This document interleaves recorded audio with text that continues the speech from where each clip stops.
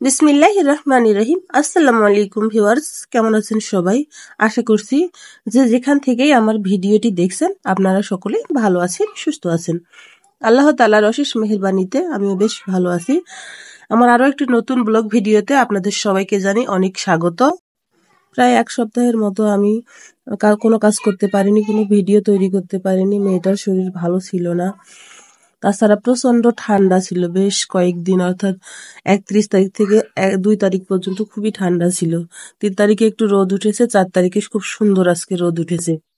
আমার মেয়েটার শরীরটাও একটু ভালো হয়েছে, তাই ভাবলাম যে না, আবার রেগুলার ভিডিও দেওয়া শুরু করি। এর আগের একটি ভিডিওতে আমি কিভাবে কাটওয়ার্ক করতে হয় সেটি দেখিয়েছি, কিন্তু সেলাই করে দেখাইনি। আজকে ভাবলাম যে একটু সেলাই করে দেখাই কিভাবে কাটওয়ার্ক গুলোতে কাটিং এর সুতা দিয়ে সেলাই করতে হয়। জামার গলায় যেভাবে আমরা হাতে সেলাই দেই, এই সেলাইটিও সেভাবে করতে হবে। এই সেলাইটিকে হেম সেলাই বলে। এই হেম সেলাই দিয়েই আমি পুরো কাটওয়ার্ক ডিজাইনটি করে নেব। আপনারা যারা নিজের জন্য কিংবা বিজনেসের জন্য কাটওয়ার্ক ডিজাইন করে ড্রেস তৈরি করতে চান, আশা করছি আজকের ভিডিও দেখলে আপনারা সহজেই শিখতে পারবেন। অনেকটা ডিপ্রেশনে আছি, বেশ কিছুদিন ধরে এই ডিপ্রেশন চলতেছে। অনেক তো সুন্দর সুন্দর ড্রেস তৈরি করলাম, কিন্তু ড্রেসগুলোকে আমি অনলাইনে সেল করতে পারতেছি না। তাছাড়া আমার লং ভিডিওতে ভিউজ ডাউন প্রবলেম চলতেছে, কিছুতেই আমার ভিডিওতে তেমন ভিউজ হচ্ছে না। সেটা নিয়ে অনেক টেনশনে আছি আমি। তাছাড়া আপনারা দেখবেন, আপনি যদি এক পা এগোতে চান, তাহলে আপনার আশেপাশের মানুষজনই আপনাকে 10 পা পিছিয়ে দেওয়ার জন্য যথেষ্ট। আপনার কাজের ফাঁকে এমন কথা বলবে যেন আর কাজ করার আগ্রহই হারিয়ে ফেলি। যে কোনো কাজ করতে গেলে দেখবেন যে সবার সাপোর্ট লাগে। যদি সাপোর্ট আপনি না পান, তাহলে দেখবেন যে সেই কাজটা করা কতটা কষ্ট। এই অনলাইন জগতের কাজগুলোকে মানুষ তেমন ঠিকভাবে নিতে চায় না, সবাই নেগেটিভলি ভাবে। সবার এই নেতিবাচক মন্তব্যের কারণে প্রায় কাজ করার আগ্রহ হারিয়ে ফেলেছে। সবাই বলে যে এগুলো কিসের কাজ করে, এগুলো অনলাইনে কখনো বিক্রি করা যায়, এত এত টাকা নষ্ট করতেছে, এই কাজগুলো করতে পারবে কিনা, এসব কথার কারণে আরো অনেকটা ভেঙে পড়েছে। এই হতাশার অন্ধকার কাটিয়ে ইনশাল্লাহ একদিন আশার আলো ফুটবে, এই আশায় আমি কাজ বন্ধ রাখিনি। আবার হতাশা কাটিয়ে উঠে আবার কাজ করার চেষ্টা করতেছি। আপনারা সাপোর্ট করলে, ভালোবাসলে, যারা আমার ড্রেসগুলো পছন্দ করেন, তারা যদি আমার ড্রেসগুলো নিজের জন্য কিংবা প্রিয়জনের জন্য নিতে চান, তাহলে আপনারা অর্ডার করতে পারেন। আপনাদের সাপোর্ট এবং ভালোবাসা পেলেই তবে আমি সামনের দিকে এগোতে পারবো। এবারে এত বেশি তাফসিরুল কোরআন মাহফিল হচ্ছে যে প্রত্যেক দিন প্রায় মাইকিং, সব সময় মাইকিং হচ্ছে। বাইরে একটু সাউন্ড পলিউশন হচ্ছে, আপনারা একটু নয়েজটাকে এড়িয়ে চলার চেষ্টা করবেন প্লিজ। বেশ কয়েকদিন আগে এই ভিডিওটি আমি করে রেখেছি, কিন্তু ভিডিওটিকে আমি এডিট করতেও পারিনি, আপলোড করতেও পারিনি বাচ্চাটা অসুস্থ থাকার কারণে। আপুরা যারা নতুন বিজনেস শুরু করেছেন, তারা হতাশ নহে আমার মতো আবার হতাশার অন্ধকারে ছেড়ে ফেলে নতুন কাজ শুরু করবেন। সকল জায়গায় একই অবস্থা। আপনার আশেপাশের মানুষজন, আত্মীয় স্বজনরা আপনাকে থামিয়ে দেওয়ার জন্য কিন্তু সবসময় ওত পেতে থাকবে। তাদের কথায় কান না দিয়ে আপনি নিজের মতো কাজ করবেন, আগ্রহ হারিয়ে না ফেলে চেষ্টা করবেন, দেখবেন সফলতা একদিন আসবে ইনশাল্লাহ। আমি একটু ওনার পাইপিং সেট করে দেখাচ্ছি।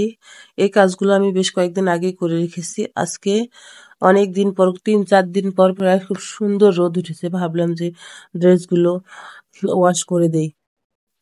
আগামীকাল থেকে আবার স্কুল খোলা, এ কয়েকদিন তো আর কাজ করতে পারবো না, তাই ভাবলাম যে আজকে খুব সুন্দর রোদ উঠেছে, ড্রেসগুলো ওয়াশ করে দেই। একজন কর্মীর উপর খুব বিরক্ত হয়েছি আজকে। একটা ড্রেসের ফিনিশিং এতটাই খারাপ করেছে যে সে ড্রেসটি ঠিক করতে আমার কতটা কষ্ট হয়েছে।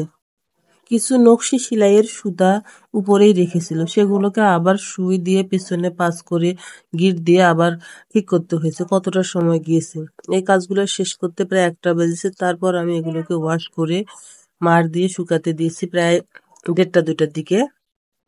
ভাবলাম শুকায় কিনা, তারপর খুব সুন্দর রোদ থাকাতে, খুব মিষ্টি একটা রোদ ছিল, সবগুলো কাপড় সুন্দরভাবে শুকিয়ে গিয়েছে। এগুলো এখন আমি লন্ড্রি থেকে নিয়ে প্রত্যেকটার আলাদা আলাদা করে ভিডিও করে দেব। আপুরা যারা হাতের কাজের ড্রেস পছন্দ করেন তারা নিতে পারবেন, কিংবা ভাইয়ারা নিজের স্ত্রীর জন্য, বোনের জন্য, মায়ের জন্য গিফট দেওয়ার জন্য হাতের কাজের ড্রেস কিন্তু নিতে পারেন। জামার সাথে অ্যাডজাস্ট করে আমি পাইপিংটি নিয়েছি। পাইপিংটি করার জন্য আমি 1.5 ইঞ্চির চেয়ে একটু কম কাপড় নিয়েছি। একটু চিকন করে পাইপিং আমি দেবো এই ওড়নাটাতে।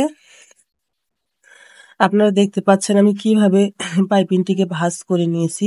এভাবেই আপনারা পাইপিংটি সেট করতে পারবেন। আশা করছি যে আপুরা নতুন সেলাই কাজে নতুন তারাও কিন্তু আজকের ভিডিও দেখলে সহজেই পাইপিং সেট করতে পারবেন। ভিডিওটি যদি আপনাদের ভালো লাগে তাহলে অবশ্যই ভিডিওটিতে একটি লাইক দিবেন এবং ভিডিও সম্পর্কে একটি সুন্দর কমেন্ট করবেন। আর যারা আমার চ্যানেলে নতুন প্লিজ চ্যানেলটিকে সাবস্ক্রাইব করে আমার পাশে থাকবেন, তাহলে পরবর্তীতে আরো সুন্দর সুন্দর ভিডিও আমি আপনাদেরকে উপহার দিতে। আমার ফেসবুক পেজের নামও রুহাস মম বুটিক। আপনারা চাইলে আমার পেজ থেকে ঘুরে আসতে পারেন। আর যারা ফেসবুক পেজ থেকে ভিডিওটি দেখছেন প্লিজ পেজটিকে ফলো করে দিবেন এবং লাইক কমেন্ট শেয়ার দিয়ে পাশে থাকবেন। নতুন বছরে নতুনভাবে আবার শুরু করার চেষ্টা করছি, আপনারা পাশে থাকবেন। আমি সময়ের অভাবে তেমন ভিডিওতে ভয়েস দিতে পারি না, মিউজিক দিয়েই ভিডিও চালিয়ে দেই। কিন্তু এখন চেষ্টা করছি যে প্রত্যেকটা ভিডিওতে আমি নিজের ভয়েস দিব। ডলার বসানোর একটি ভিডিও আমি আপনাদেরকে দেখাচ্ছি। আশা করছি এই ডলার বসানোর ভিডিওটি দেখলে আপনারা এরপর থেকে খুব সুন্দরভাবে ডলার সেট করতে পারবেন। আমি সবসময় দুপাশে দুটো ফুটোওয়ালা ডলারগুলোই ব্যবহার করি। এই ফুটো দিয়ে আমি ডলারটিকে খুব সুন্দরভাবে কাপড়ের সাথে বসিয়ে নেই। আমার মনে হয় মুখে না বলে আপনারা দেখে নিলেই সহজেই শিখে নিতে পারবেন। আর বেশিক্ষণ কথা বলা সম্ভব হচ্ছে না। মেয়ের এতই মোবাইলের প্রতি আসক্তি হয়েছে, সারাদিন মোবাইল ছাড়া কিছুই বোঝে না। এখন মোবাইলের জন্য কান্নাকাটি করতেছে, ওকে এখন মোবাইলটা দিতে হবে। যারা এতক্ষণ ধৈর্য সহকারে আমার ভিডিওটি দেখছেন তাদেরকে অসংখ্য অসংখ্য ধন্যবাদ জানিয়ে পরবর্তী ভিডিও দেখার অনুরোধ জানিয়ে আজকের মতো বিদায় নিচ্ছি। আল্লাহ হাফেজ। আসসালামু আলাইকুম।